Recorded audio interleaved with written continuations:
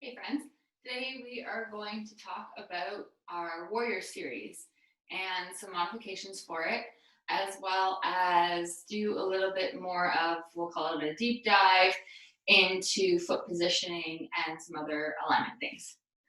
So let's start.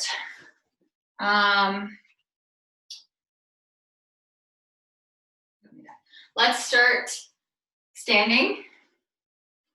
And first I want to start with our mountain pose because that is the base for all of our other poses. So come to stand, you can stand on your mat, stand at the top of your mat, and just get those feet planted. Stand tall, just kind of shake it out. Breathe a little deep. And just get yourself ready.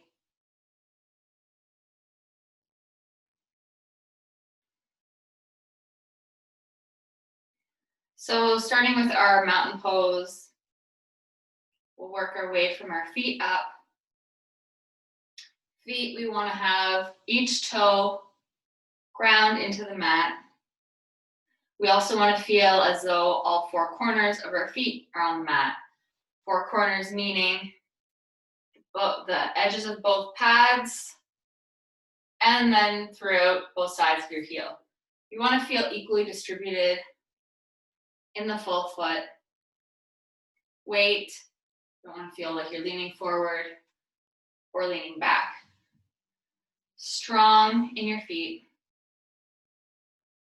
And then you grip those feet and you start to feel the muscles in your legs activate.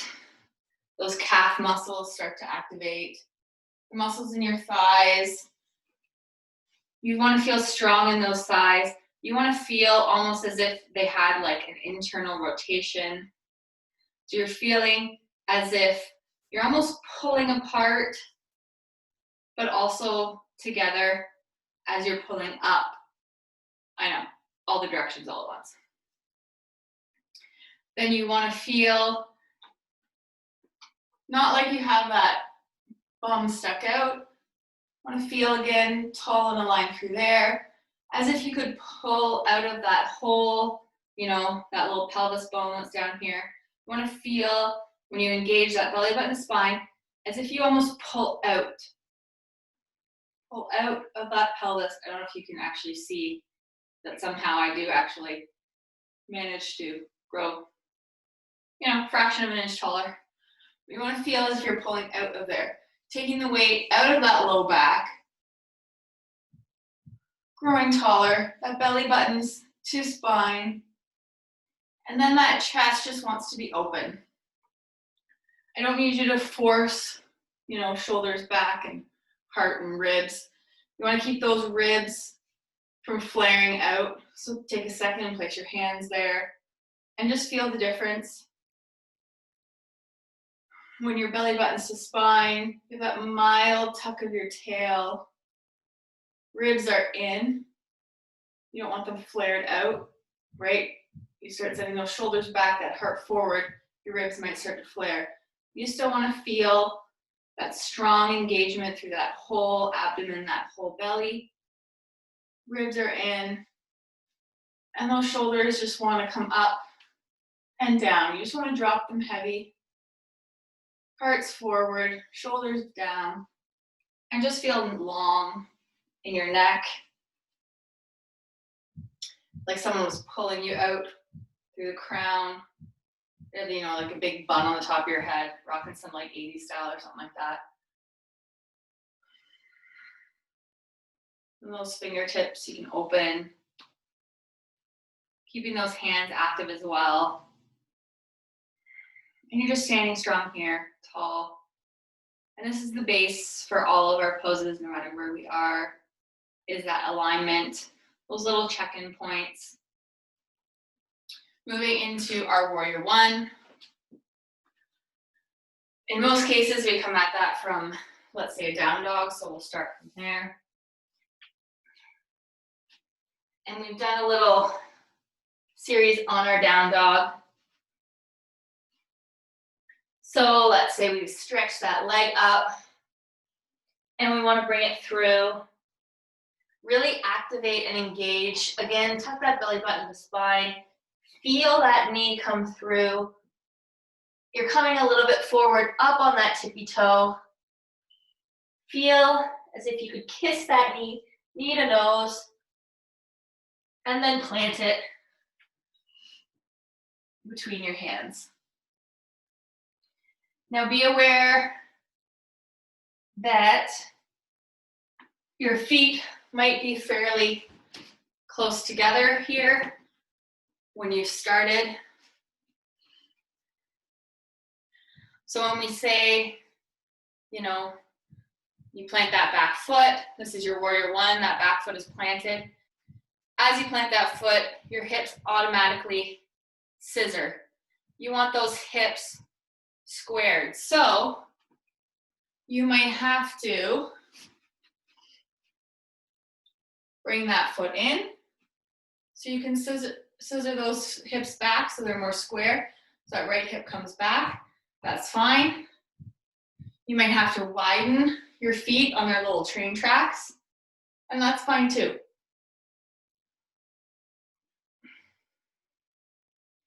This back foot is roughly at a 45, somewhere around there.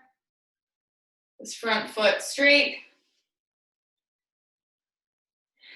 And you want to try and bend that front knee no more than your knee over ankle. Don't push yourself any further than that. That's not good alignment.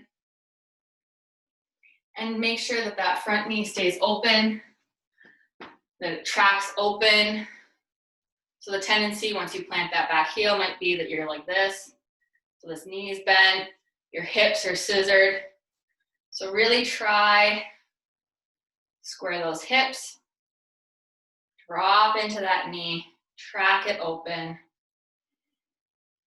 And this is where, as we were talking about in our original mountain pose, that inward rotation really helps on those thighs. This one you need to feel as if you're rotating in. And you really need to push out, especially on that back foot, through all four corners of your feet, right? You really need to put some weight in that back edge of the foot to get yourself forward and square. And again, here, your automatic reaction in your body to get some of these other alignments might be, I've just sunk into my belly, ribs have opened, and now I've got that booty stuck out. So, back to our check-in. Widen the feet if you need to. Feet, plant them in. Engage those legs. Drop into that knee. Start that inward rotation.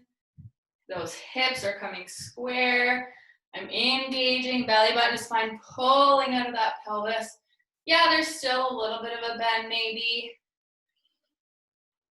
but I feel strong in through here. I don't feel like I'm just hanging out.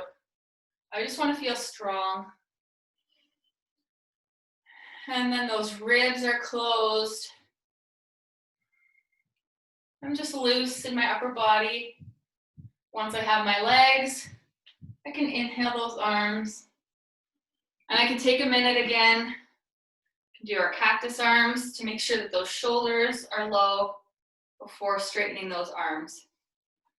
Want to make sure that we've integrated nicely, you know, those arms are dropped low. Once we start lifting them, we might start lifting them up to our ears.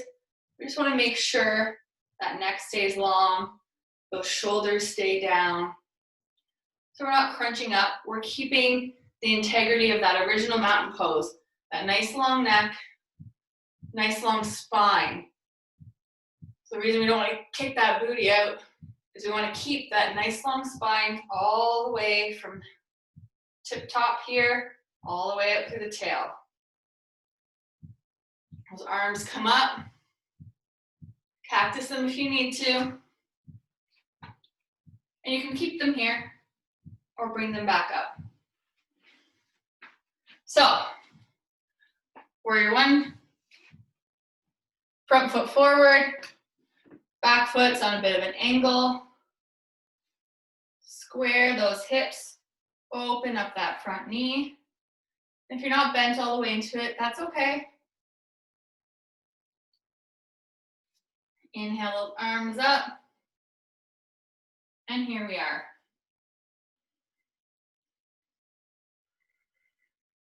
And we just want to breathe. So warrior one, our feet are kind of on railroad tracks. They're a little more side to side, not perfectly aligned, one behind the other. Those hips are squared to the front, as if we're on those railroad tracks. Shoulders to the front, neck long.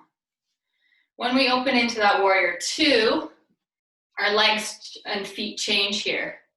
So to open into warrior two, you start to open those hips to the side wall and you reposition that back foot. Your foot now comes into alignment with that front foot. So your new alignment is heel of the front foot to arch of the back foot.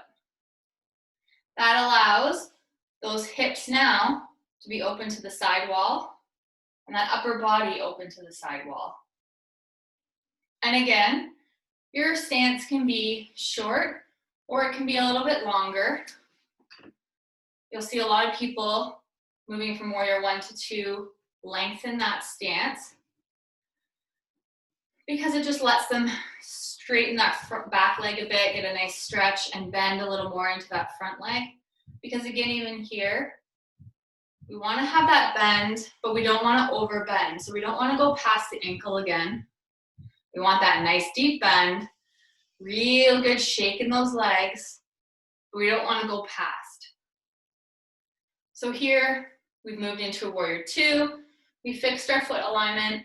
Now we want to go back through our checklist again. Really important to activate, especially this back leg, is you want to really push out to the back edge of that foot. You'll notice as you start to lean forward, that back foot on the outer edge kind of starts to lift. It just happens automatically. So really bring your attention to elongate this leg, to push. Really feel yourself roll out on the outside edge of that foot, push through it, and you'll really notice how it engages the muscles in that leg, strengthens and lengthens it. You might feel that little stretch in that inner thigh. And then you sink. Oh yeah, you sink. Again, don't just hang out. Really be strong here. Sink into that leg and watch your tracking on that front knee again. As you start to send those hips towards the side wall, that knee, you'll see, starts to come in. Right? This time I'm open. So look at my knee starts to follow. Keeping your alignment, hip to knee, really want to keep it open. Push it open if you have to. You can take these adjustments. Again, we're doing it as a checklist. So find the way that you're comfortable getting into this pose. If you need to actually physically adjust yourself, take a second. Push out on that outside edge of the foot. See how it feels when that outside edge makes contact. See if you can straighten that leg. See how that feels in your engagement in your body. Then bend. As you start to open and you drop in, push that knee out. Start to feel how these little things are in your body when you make these minor adjustments. And as you start to slowly make these minor adjustments, it'll become just second nature to your body, and you'll start to know when things feel right or wrong. And you can do it in front of a mirror as well. That's a great way to kind of get an idea to start. I don't recommend you always practice in front of a mirror because I do want you to know just how it feels in your body.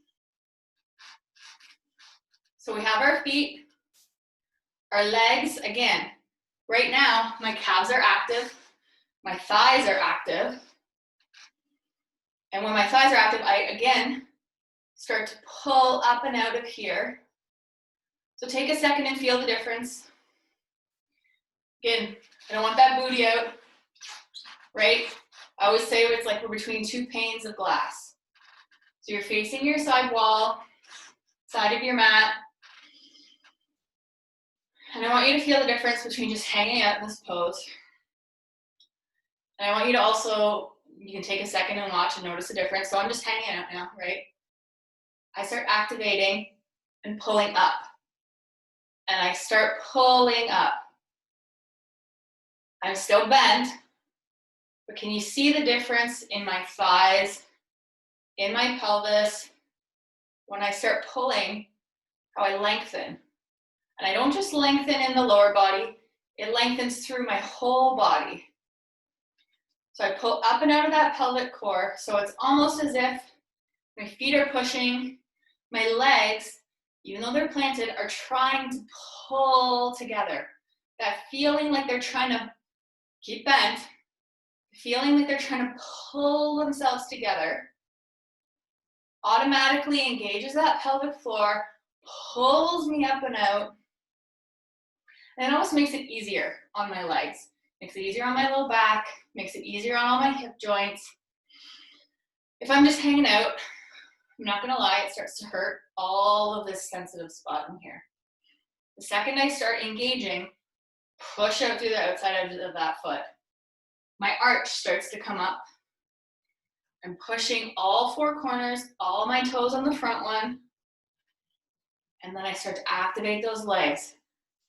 My thigh muscles are engaged, maybe even my glutes, and I start to pull up that belly button, the spine. My heart gets a little higher. I'm just gonna leave my arms loose because I don't want to over-engage in my upper body. I don't want to create any tension. I'm active and strong in my legs. I'm gonna keep that upper body loose. So it faces the side wall. I'm tall and strong through here, tall and strong through my back, tall and strong through my neck, and then I just let those arms open. They're loose. Fingertips are forward, and I just gaze. Sure, my arms are still strong, but I'm not creating any tension. Check back in now, your arms are up. What's happened to your knee? What's happened to the rest of your body? Can you just stay loose? So warrior two, again, foot alignment, front heel to back arch,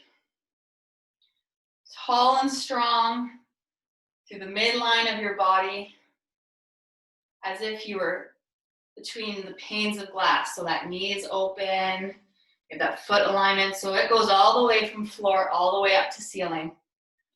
Arms are out, following those legs.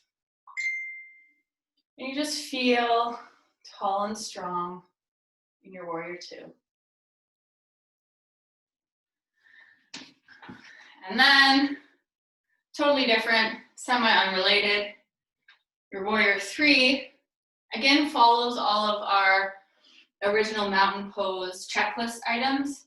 However, it's more of a balancing pose. But we might as well talk about it since we're talking about our warriors. And we have those mountain alignment things fresh in our head. So, and we could do this from any pose, but we'll say we're doing it in our mountain. So let's go through a checklist: feet, calves, thighs, pelvis, up and out, belly button to spine, heart forward, shoulders down, neck long. Fingertips shining, active. We're here, we're strong. Those shoulders are down. You can inhale those arms up. Keep those shoulders engaged down. Take a second, cactus them if you need to. I want you to notice no change happens in the rest of my body when those arms come up. So we have those strong mountain alignment, and we're going to keep that as we start to move forward into the warrior three. And that warrior three is when we're just doing that little bird thing, you know, where we start to tip forward like that bird.